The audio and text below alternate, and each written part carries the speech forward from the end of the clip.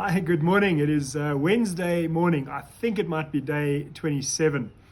I'm feeling on a little bit of a high. I've just completed my first webinar, and it was quite a challenge, but it was a great feeling of trying something new and learning at the same time.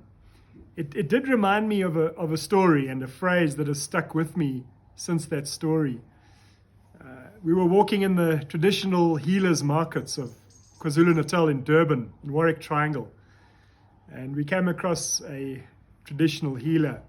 He's selling bark and all sorts of roots and remedies, and I was struggling. I was really struggling to come to terms with, are these things really useful? Do they really believe that certain barks and trees and roots and things will cure people from diseases or stomach aches or head ailments?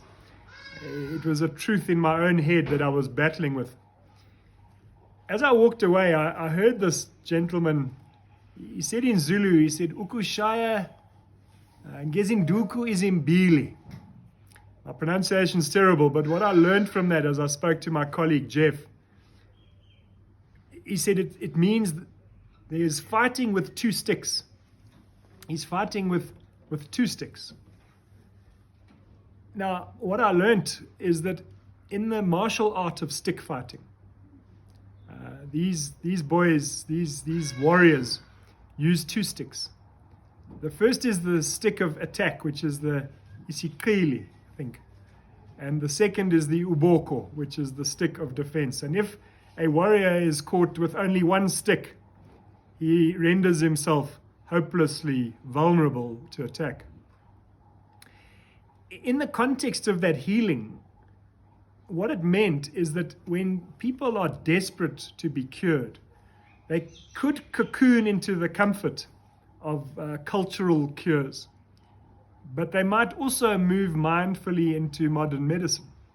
They've got options, they've got choices that help them through their times. Now, I've thought about that a lot since then and wondered how often I keep one single version of the truth as my only stick. My only form of defense is a version of the truth I might hold. In cricketing analogy, just think about Shane Warne. Imagine facing Shane Warne with all six different known variations of leg spin that he could deliver with different flight and speed. That is a quiver full of sticks. No wonder he took a few of them in his time. But what did it mean for me to have one version of the truth, one single stick with which I could fight? Well, we come back to Gandhi. Gandhi wrote about something that he called the 7 deadly sins of the world. He said it's wealth without work.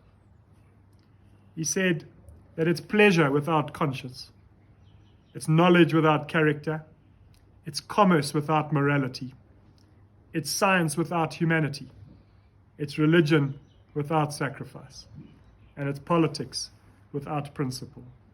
Perhaps when we've stuck to wealth, pleasure, knowledge, commerce, science, religion, and politics, we've only fought with one stick. And perhaps this world is asking us to look at least at another stick, which could be work, conscience, character, morality, humanity, sacrifice, and principle.